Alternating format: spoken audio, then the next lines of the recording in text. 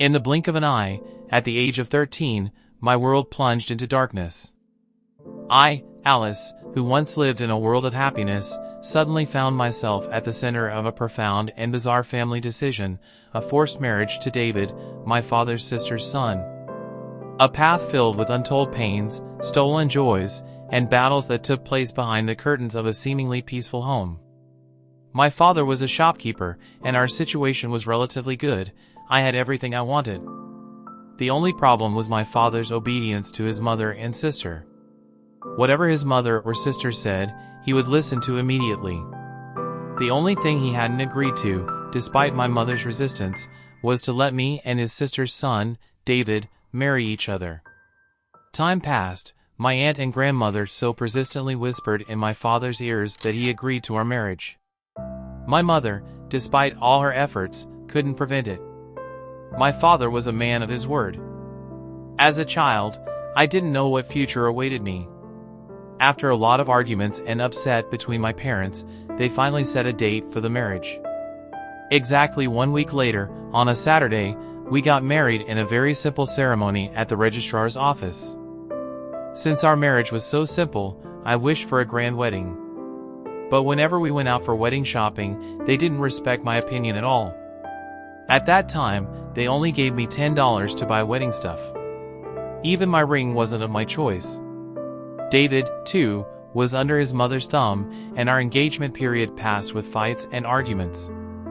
I always listened to whatever was said. I was waiting to go to my own home, perhaps to find happiness. When my wedding day arrived, I prayed for it to end quickly because it was all arguments and disputes. My family pressured me to buy the best living essentials. My mother gave me the best dowry. I moved into a house that was only 50 meters square with all these items. We barely managed to fit everything. Sometime after my wedding, I realized my husband was addicted. He would argue whenever I said anything, and my opinion didn't matter to him. It was as if I was not his wife, but just a servant to him. I was 15 and living in constant conflict, and David was getting worse every day. David wouldn't even let me see my family. My aunt's words always led to trouble in my life. She insisted that we have a child to bring some joy into our colorless life. At 16, I realized I was pregnant. The only happiness I had was this child. David argued a lot during my pregnancy. My aunt's words influenced David significantly, but the child made him give up his addiction. I thought everything was getting better. After 9 months, my beautiful daughter was born. She was the only joy in this damned life. I thought everything was alright, but then I found out David was seeing other women and coming home drunk every night. I was exhausted. I hadn't told my family about his addiction, but I couldn't tolerate this. So, I called my father and told him everything. Although my father was responsible for this marriage, he loved me a lot. As soon as I told him, he came the next day, beat David up, and then took my daughter and me to his house. He arranged my divorce from David. He regretted marrying me off so young. Instead of studying or enjoying myself, I was taking care of the 1-year-old child I had.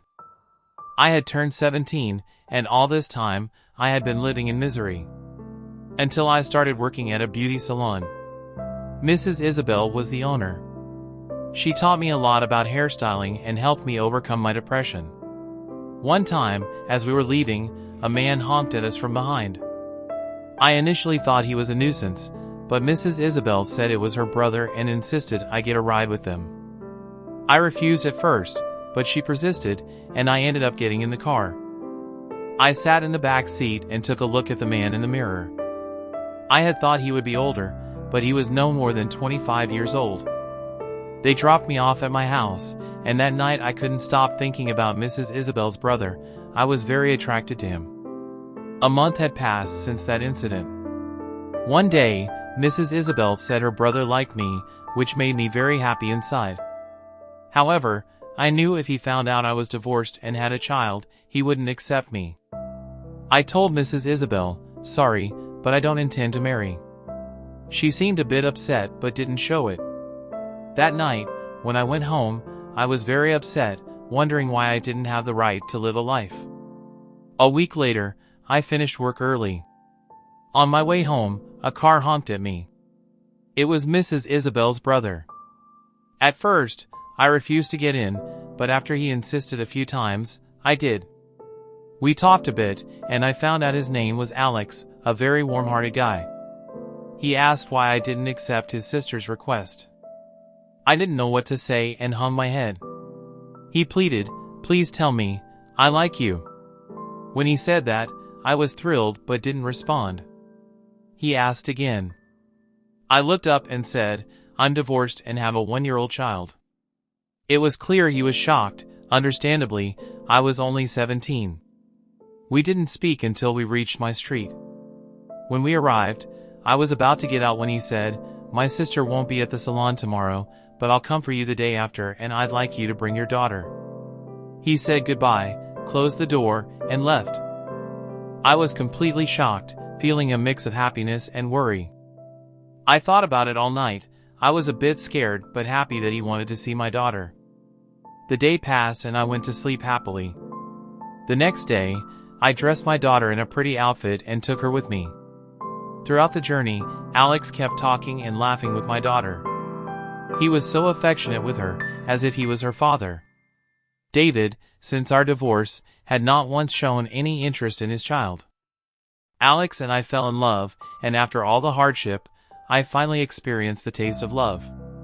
Alex proposed to me, and although I was very nervous, I was happy. At first, my father didn't want to agree, but when he saw that I was happy and willing to marry, he consented. Alex organized a big wedding for us and provided everything I wanted. Alex loves my daughter as his own. After some time of living together, when I turned 19, I got pregnant again, and this time it was a boy. Now, I have the life I always wanted. I am very happy with Alex and have experienced true love with him. As for David, despite having many opportunities to change and improve, he chose a path that led to his ruin. In conclusion, we invite you to watch other films on our channel. Each of these films are true stories, carefully and artistically narrated for you, stories that can be educational, inspiring, and impactful, deepening your understanding of life and its choices.